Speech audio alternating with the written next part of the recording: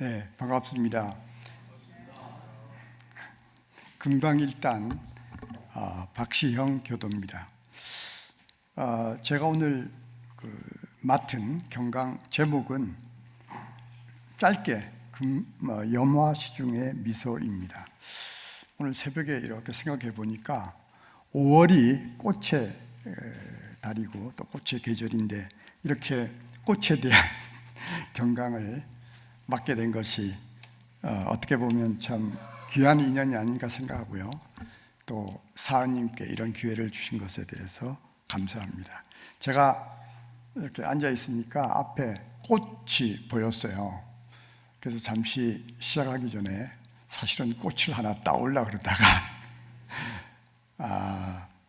세 가지를 생각했습니다. 잠시 있으면서 꽃을 보는 마음,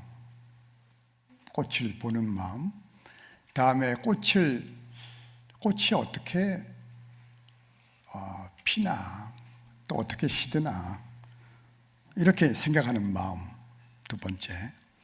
세 번째는 저 꽃을 따서 이렇게 해서 준비해서 이렇게 두신 분의 그 마음은 어떠한 마음일까, 이렇게 세 가지를 생각했어요.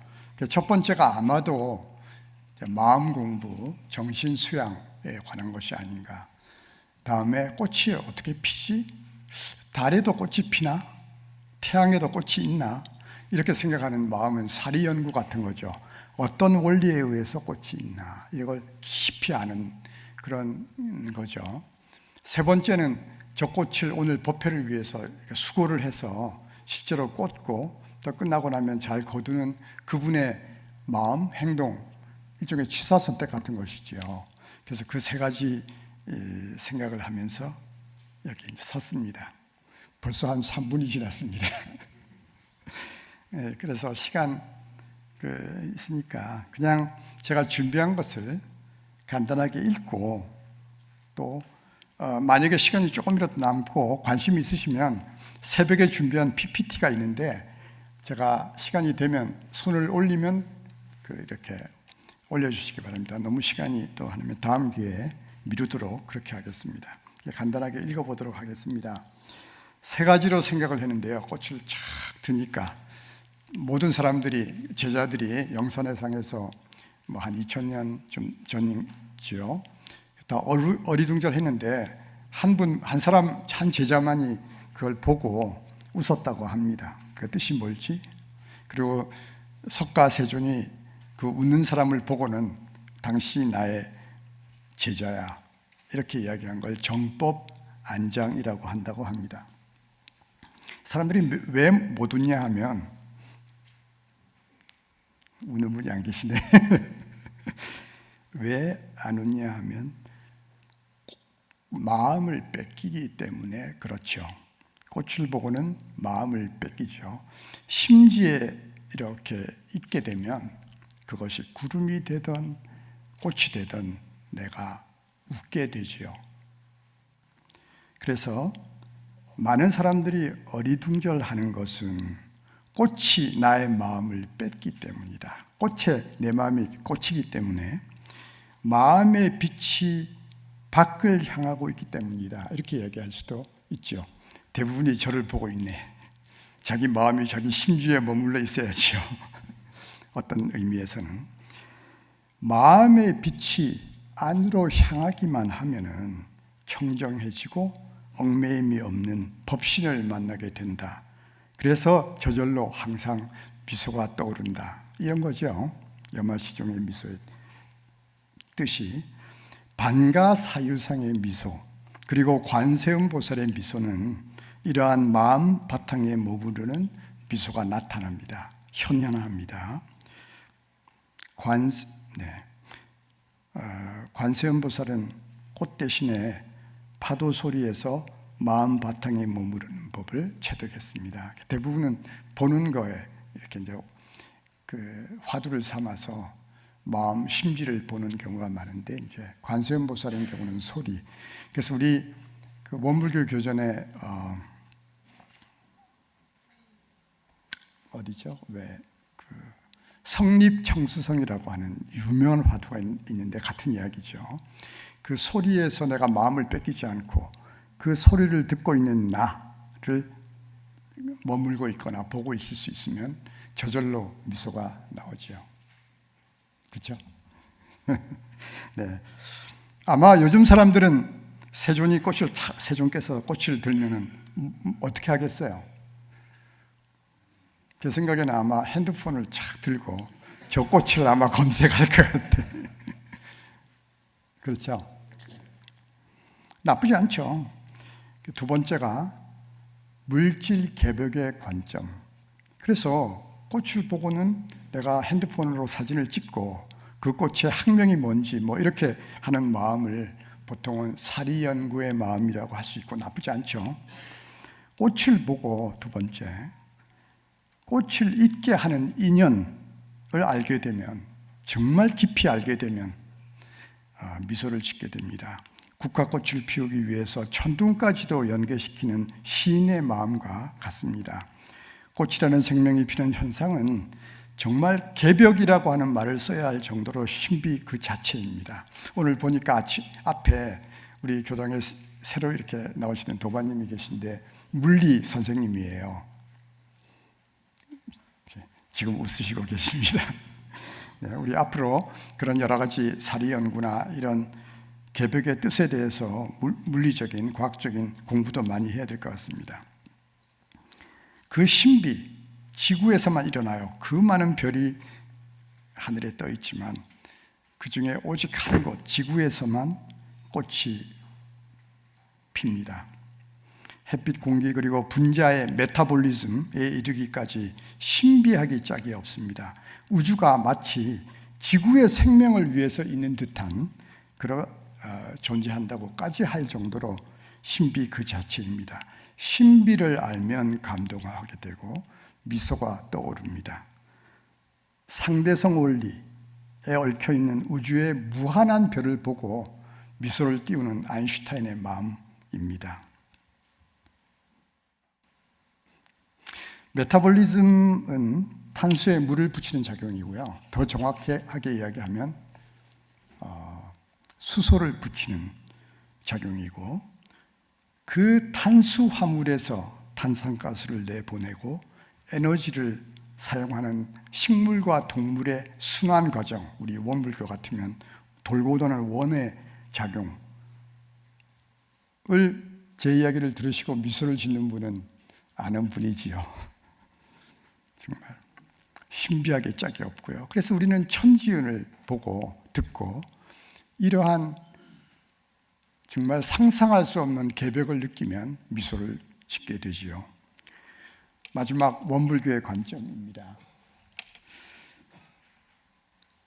여기서 이제 원불교의 눈이 있는데요.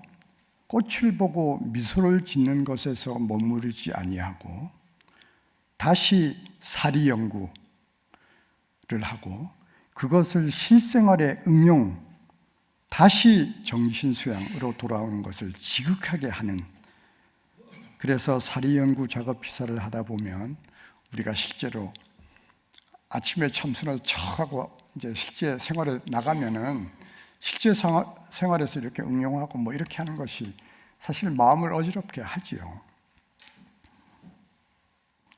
어지럽게 하지요, 실제로.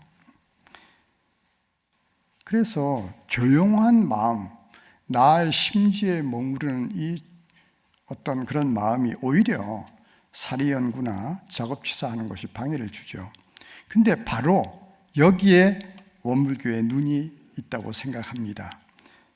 산에 들어가거나 현실을 회피하는 대신에 사리 연구 작업 취사를 적극적으로 합니다. 사막을 돌고 도는 것입니다. 조그만 입장으로 보면 내가 사리 연구나 작업 취사 나가서 일을 하고 다시 돌아와서 선을 하려고 하면 하기 전보다 그 마음이 더 요란해질 때도 많이 있습니다. 그러나 거기에 바로 원불교의 눈이 있죠. 그래서 돌고 돌면서 다시 작게 보면 오히려 마음 공부에 방해가 되는 듯하게 보이지만 끊임없이 돌다 보면 그 마음 공부가 정말 마음 공부, 힘이 있는 마음 공부라고 하는 것을 체득하게 되죠. 이것이 사막을 끊임없이 돌고 돌면서 건강하고 포지티브하게 적극적으로 하면서 마음에 힘을 붙이는 이것이야말로 궁극의 염화시중의 미소를 얻는 과정이 아닌가 생각합니다. 그래서 염화시중의 미소가 바로 사막입니다 하고 답하면 염화시중의 미소가 뭐요? 그럴 때 사막입니다 하고 답할 때 웃을 수 있으면 그것이 진짜 염화시중의 미소이다 입니다. 네, 세 포인트가 사막이고요. 새벽에 일어날 때 파란색이 이제 마음 공부를 하지요. 그리고 뭐 출근하거나 각자의 인연에 따라서 사리 연구를 공부를 하게 되고, 또 빨간색으로 불타오르는 작업 기사를 하면서 이제 일을 하게 됩니다. 그게 왼쪽 그림이고요. 그리고 다시 그 다음 날 파란색 마음 공부를 하려 앉으면 사실은 어제 했던 여러 가지 사회에서의 일, 이런 일들이 오히려 혼란스럽게 해서 가운데 그림이죠. 파란색이 오히려 아래로 떨어져요. 그래서 퇴보하는 듯한 느낌을 가지게 됩니다. 오른쪽 그림은 거기서 산으로 들어가거나 나 이제 딴 사람 안 만나야 되겠어, 또 교당에는 당분간 잘 안 가야 되겠어, 이렇게 하지 않고 꾸준히 밀고 나가는 그림이 오른쪽 그림입니다. 그러면 자기도 모르게 마음 공부했던 그 능력이 사리 연구도 잘하게 만들고, 다음에 작업치사, 사회일 뭐 이런 일들을 더 잘하게 만들기 때문에 그 다음 페이지, 네, 점선이 하루 종일 일하고 여러 가지 번잡스러운 일을 하고 다음에 돌아와서 좌선 혹은 참선을 할 때 자기도 모르게 그 파란색이 어제 했던 조그만 마음 공부보다는 더 강한 마음의 힘이 붙어있는 그런 그림을 제가 오늘 아침에 그린 거고요. 그래서 마지막 사막이 궁극의 염화시중의 미소라고 하는 것을 그림으로 표현하면 마지막 그림, 네, 아시겠죠? 그죠? 꾸준히 하다 보면 좌선을 하는 마음 공부가 더 일을 활발하게 하도록 만들고, 다음에 그게 빨간색입니다. 왼쪽으로 쭉 올라가니까 다시 그 다음에 마음 공부할 때 그 파란색이 다시 하고 이렇게 되죠. 그래서 어떠한 종교, 마루 가르침에도 이런 가르침, 진보하는 가르침을 정말 리얼리스틱하게 실증적으로 보여주는 그런 가르침이 참 구하기 힘들었다 하는 개인적인 그 이야기를 드리면서 다시 한번 궁극의 염화시중의 미소는 사막입니다. 웃으시는 분 대부분 웃으시네.